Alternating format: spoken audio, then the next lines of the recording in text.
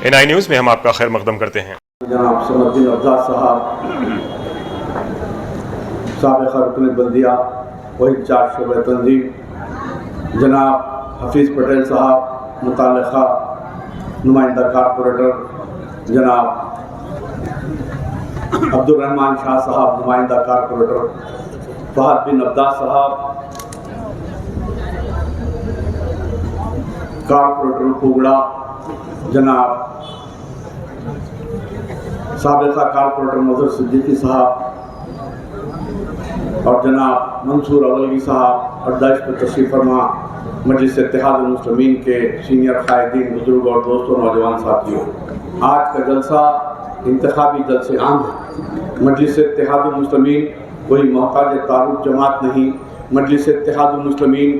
کے علاوہ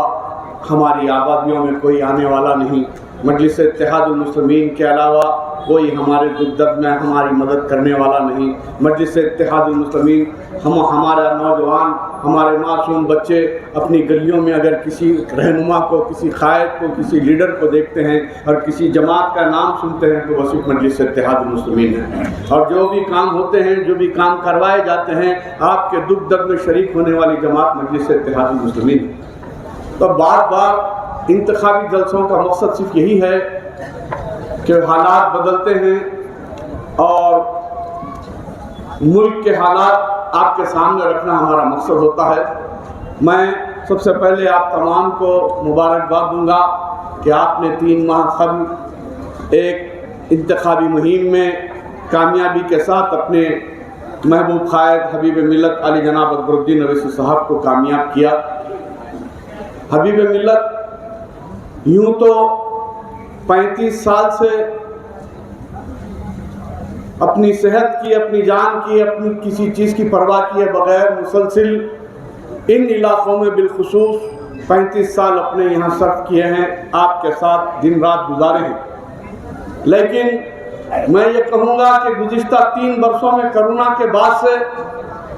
میں نے ان کو 4 گھنٹے 3 گھنٹے سوتا ہوا نہیں دیکھا۔ کرونا کا قہر بڑی بڑی سرمایہ دار شخصیتیں اپنے گھر میں روپوش ہو چکی تھی، لیکن آپ کے اور میرے محبوب قائد اپنی جان کی، زندگی کی پرواہ کرے بغیر، ڈاکٹرز یہ کہہ رہے تھے کہ چونکہ آپ کی طبیعت ناساز ہے اور یہ مرض فوری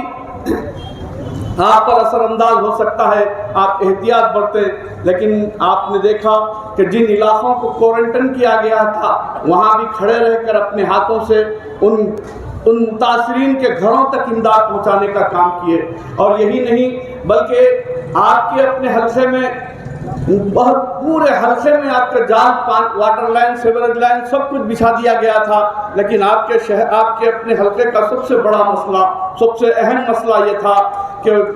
اگر بارش زیادہ ہو جائے تو آپ کے لیے بڑی لائنوں کا کوئی انتظام نہیں تھا۔ سابقہ میں یہی وہ اطراف و اکناف کے تالابوں میں آپ کی سیور لائن کا، اسٹارم واٹر ڈرین کا پانی جاتا تھا، لیکن ان تمام ڈرینوں کو محفوظ کیا گیا، ان کے کلورٹ بنا دیے گئے، ان میں گندے پانی کو آنے سے روکا گیا، تو پھر یہ آپ کا پانی کہاں جاتا؟ کروڑوں روپے کی لاگت سے آپ اپنی آنکھوں کے سامنے اپنے حلقے کی ترقی کا نظارہ صبح اور شام دیکھتے ہیں۔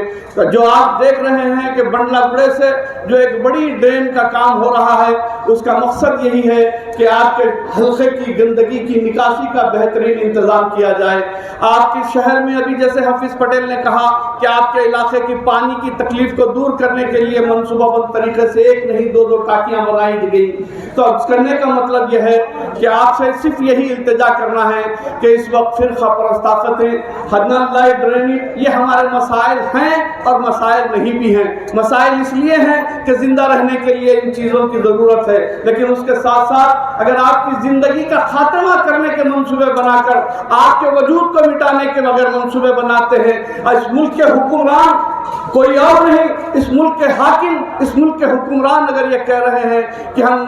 آپ کو तबाह व ताराज कर देंगे, हम मुसलमानों के वजूद को बर्दाश्त नहीं करेंगे, हम मुसलमानों की इबादत गाहों को बर्दाश्त नहीं करेंगे, हम मुसलमानों को तालीमी मैदान में आगे बढ़ने नहीं देंगे, हम इनके लिए अरसे हयात तंग कर देंगे। तो आप बताइए, अगर बरसर इक़्तिदार और हुकूमत में रहने वाले हाकिम अगर ऐसी बात कहें तो फिर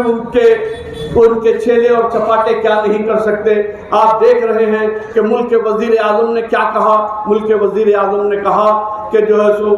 मुसलमान कांग्रेस, हालांकि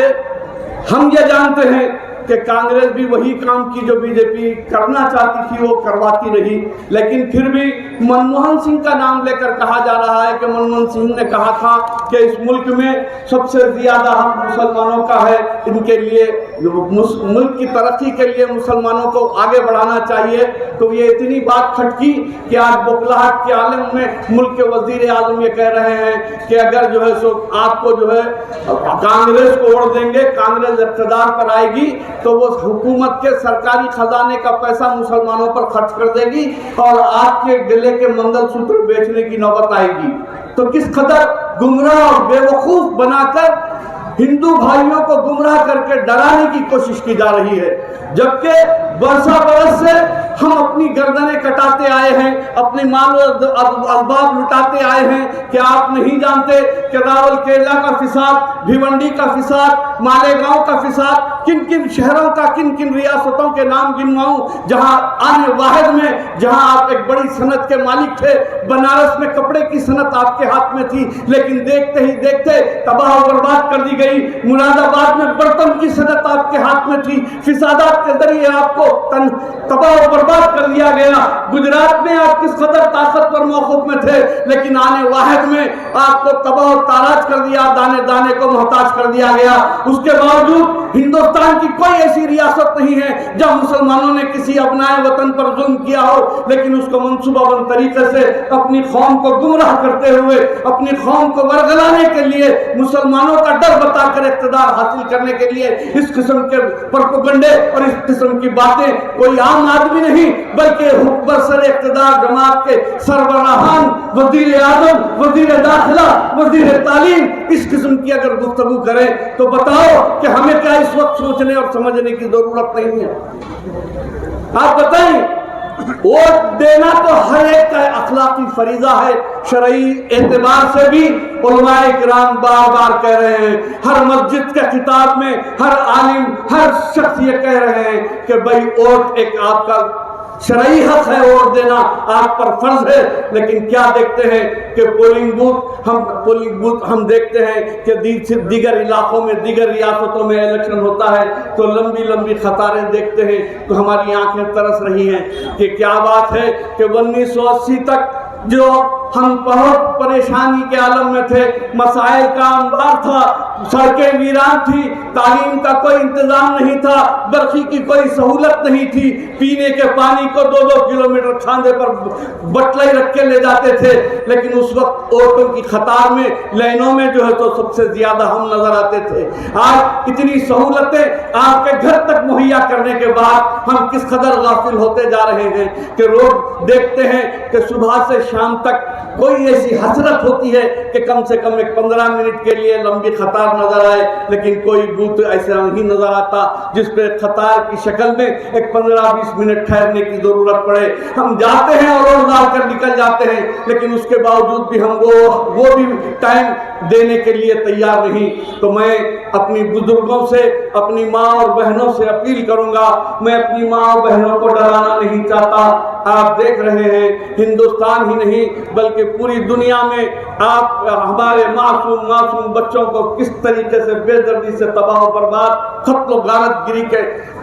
मंसूबे और नज़ारे देखने को मिल रहे हैं। अगर आप चाहते हैं कि आपके बच्चे, आपके नौजवान, आपके बुजुर्ग सही सलामत रहें, इन पर आने वाली मुसीबतों के लिए कोई आगे बढ़कर इनकी मदद करने वाला अगर रहे तो आपको ये जरूरी है कि आप एक दिन की तकलीफ उठाएं। और आप एक दिन नहीं, बड़ी मुश्किल से 15 से 20 मिनट का वक्त टाइम है। अगर आप घर से निकलती हैं और अपना एक वोट पूरी खुलूस और नियत के साथ वोट का इस्तेमाल करते हैं तो यकीन जानिए कि आप अपना اپنے جو ہے سو ایک دن میں سے اگر 15-20 منٹ آپ جماعت کے لیے دیتے ہیں اور وہی جماعت کا نمائندہ اپنی جان کی پرواہ کیے بغیر 5 سال آپ کے درمیان میں رہ کر آپ کے دکھ درد کا مداوا بنتا ہے، آپ پر آنے والی ہر مصیبت کو اپنے سینے پر لیتا ہے. بتاؤ کوئی ایسا واقعہ بتائیے کہ کہیں کوئی ایسا واقعہ ہوا کہ اغیار نے، فرقہ پرستوں نے، اقتدار نے اگر کسی کو تکلیف دی یا کسی کو قتل کیا تو اس کی مدد کے لیے یا اس کی داد رسی کے لیے یا اس کے ہمت افزائی کے لیے یا مرحومین کے ورثہ کو پرسہ دینے کے علاوہ ان کی مدد کے لیے، حکومت سے لڑنے کے لیے کیا جماعت پہنچی کہ نہیں پہنچی؟ کوئی ایسا واقعہ بتائیے، کسی اور جماعت کے کسی نمائندے کا نام بتائیے کہ ہاں فلاں جگہ گاؤں کشی کے نام پر کسی مسلم نوجوان کا قتل ہوا تھا کہ کانگریس کا کوئی مسلمان رہنما وہاں گیا تھا یا کسی اور جماعت کا رہنما وہاں گیا تھا. کوئی ایسی مثال نہیں ملے گی ہندوستان میں. ان 10 سالوں میں اگر کوئی پہنچی ہے، ظلم و ستم کے خلاف آواز اٹھی ہے تو وہ مجلس اتحاد المسلمین کی قیادت کی اور بیرسٹر اسد الدین اویسی صاحب. اب بتائیں، ان تمام واقعات کو دیکھ کر سب خوش ہوتے ہیں، سب کہتے ہیں کہ واہ واہ واہ واہ، جماعت کا کیا کام ہے. بیرسٹر اسد الدین اویسی اپنی جان کی بازی لگا کر مظلوم کے گھر کو پہنچے. اس کے شوہر کا انتقال ہو گیا تھا. ریلوے ٹرین کے اندر ایک پولیس کے درندے نے معصوم نوجوان کو صرف داڑھی کی بنیاد پر گولی مار کر ہلاک کر دیا اور اس کی بیوہ کی سب سے پہلے مدد کرنے والی مجلس اتحاد المسلمین کی قیادت، حکومت سے نمائندگی کر کے مکان دلایا گیا، حکومت سے نمائندگی کر کے ملازمت دلائی گئی بیوہ کو اور حکومت سے نمائندگی کر کے ایکس گریشا دلایا گیا اور خود جماعت کی طرف سے بھی مدد کی گئی. بتاؤ، ان چیزوں کو دیکھ کر ہماری آنکھیں تو خوش ہوتی ہیں لیکن ہماری آنکھیں نم بھی ہونی چاہیے. نم بھی ہونی چاہیے. اس لیے نم ہونی چاہیے کہ خدا نہ خواستہ وہ علاقے جہاں پر کوئی قیادت نہیں ہے، وہ اس ہندوستان ہی کے وہ ٹکڑے جہاں پر مسلمانوں کی 27% آبادی ہے، 25% آبادی ہے، اتنا بڑا اثر و رسوخ رکھتے ہیں لیکن اگر کچھ نہیں رکھتے تو سیاسی طاقت نہیں رکھتے، جس کا نتیجہ یہ ہے کہ آج دانے دانے کو محتاج ہے. ایک بچہ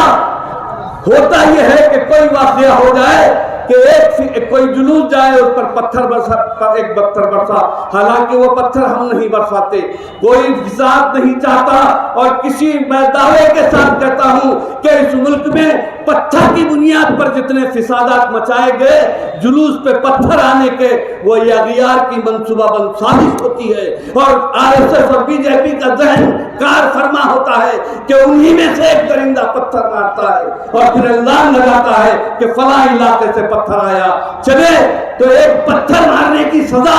یہ دے رہے ہیں یہ اس ملک کے حکمران کہ پوری بستی کو ویران کر دیا جا رہا ہے، بلڈوزر کے ذریعے سینکڑوں مکان گرا دیے جا رہے ہیں. بتاؤ کیا ہماری آنکھ میں آنسو نہیں آنے چاہیے؟ وہاں کوئی قیادت نہ ہونے کا نتیجہ یہ ہے کہ ایک چھوٹی سی غلطی پر اس قدر ظلم و ستم ڈھایا جا رہا ہے. اور ہمارے پاس اگر کوئی ہمیں بے مقصد ستایا آتا ہے تو الحمدللہ ہم میں وہ طاقت، ہم میں وہ جرأت ہے کہ ہم اس کا مقابلہ کر سکتے ہیں. اس وجہ سے کر سکتے ہیں کیونکہ ہمارا مرکز سیاسی مضبوط ہے اور مرکز سیاسی ہمارا مرکز کبھی ناانصافی کو برداشت نہیں کرتا، چاہے وہ پولیس کا ظلم ہو، حکومت کا ظلم ہو، اغیار کا ظلم ہو. ان سے مقابلہ، ان سے جمہوری انداز میں مقابلہ کرنے کی صلاحیت رکھتا ہے. یہ وجہ کیا ہے کہ آپ اللہ فخر ملت کی خبر کو نور سے بھر دے. پروردگار ان کے جو سوچ و فکر تھی جس کے نتیجے میں آپ اور ہم آج پورے ہندوستان میں واحد ریاست ہے جہاں چین و سکون کی سانس لے رہے ہیں اور ہمارے بچے دیگر ابنائے وطن کے کاندھے سے کاندھا ملا کر تعلیمی میدان ہو، معاشی میدان ہو، ہر میدان میں دیگر ابنائے وطن کے ساتھ چلنے کی صلاحیت رکھتے ہیں. کیا آپ نہیں بتا سکتے؟ ہم جا کے ہندوستان کا چپا چپا گھومیں، جہاں بڑا شہر کلکتہ، مغربی بنگال، بامبے، جتنے بڑے شہر ہندوستان کے ہیں، ہر ریاست کا صدر مقام، تو وہاں جا کر دیکھتے ہیں تو ایک شہر میں 2 شہر بستے ہیں، ایک پرانا شہر، ایک نیا شہر۔ ظاہر ہے کہ پرانا نیا شہر جب دیکھتے ہیں تو ہمارے دیگر ابنائے وطن کے لیے تمام بلدی سہولتوں سے آراستہ، ہر چیز کی سہولت انہیں میسر ہے، اور اس کے بعد دیکھتے ہیں پرانا شہر یا تو ہم ہیں یا وہ ہمارے پسماندہ طبقات دلت بھائی کی آبادیاں ہیں، جہاں سوبر لوٹتے ہیں، گندے پانی کا، پینے کے پانی کا انتظام نہیں، گندگی، موریاں بہتی ہیں، کچے پکے مکان ہیں۔ ہاں، حیدرآباد میں بھی شہر ہے، پرانا شہر اور نیا شہر، یہ ایک تاریخ کے لیے یعنی مطلب ایک بنا ہوا ہے کہ پرانا شہر نیا شہر، لیکن آپ مجھے بتائیے کہ نئے شہر میں آج پینے کے پانی کی کہیں سہولت نہیں ہے، نئے شہر میں آج گھنٹوں ٹریفک جام ہوتی ہے، نئے شہر میں دیگر اگر یعنی مطلب کتنی تکالیف ہیں، وہ الحمدللہ پرانے شہر میں وہ تکلیف ہے تو بتائیے مجھے۔ آج 5 منزلہ عمارتیں بن رہی ہیں، تو کیوں بن رہی ہیں؟ اس لیے بن رہی ہیں کہ تمام سہولتوں سے آراستہ ہے ہمارے علاقے، جس کی وجہ سے آبادیوں میں زمین کی کمی، کل تک یہ جنگل تھے، اس کو آباد کر دیا گیا، آج زمین کی کمی ہے تو آج جو ایک منزل تھی وہ آج 5 منزل کی عمارت بن رہی ہے۔ اس کے باوجود 24 گھنٹے لائٹ میسر ہے، پینے کا پانی میسر ہے، ہر تمام سہولتیں میسر ہے، تو بتاؤ ہم جب آپ کے لیے دن رات محنت کر کے آپ کے ساتھ 24 گھنٹے آپ کے دکھ درد میں شامل ہیں، تو کیا وجہ ہے کہ آپ کو 15-20 منٹ جماعت کو دینے کے لیے ٹائم نہیں ہے؟ میری یہی آپ سے دردمندانہ اپیل ہے، اور میں آپ سے التجا کرنا چاہتا ہوں کہ یاد رکھو وہ بھی یہی شہر میں ہوا تھا آج سے 30 سال پہلے، 35 سال پہلے، ایک مرتبہ تالاب کٹے میں پولنگ کا پرسنٹیج 98% ہوا تو چیف الیکشن کمشنر نے اس کو ری پولنگ کا آرڈر دیا۔ تالاب کٹے میں 1982 میں ایک پولنگ اسٹیشن پر 98% پولنگ ہوئی تو اس کو ری پول کا حکم دیا گیا، اور جب ری پولنگ کروائی گئی تو 100% ہوئی۔ اسی کے ساتھ آپ کی خبروں کا یہ سلسلہ یہیں پر ختم ہوتا ہے۔ ملتے ہیں اگلی خبروں کے ساتھ۔ اس پروگرام کو پیش کر رہے تھے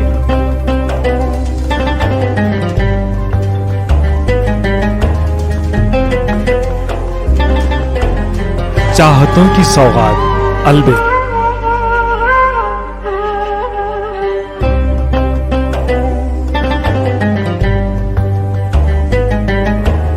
کچھ گھروں کی چائے میں اپنے پن کا ذائقہ ہوتا ہے، البے ذائقہ اپنے پن کا۔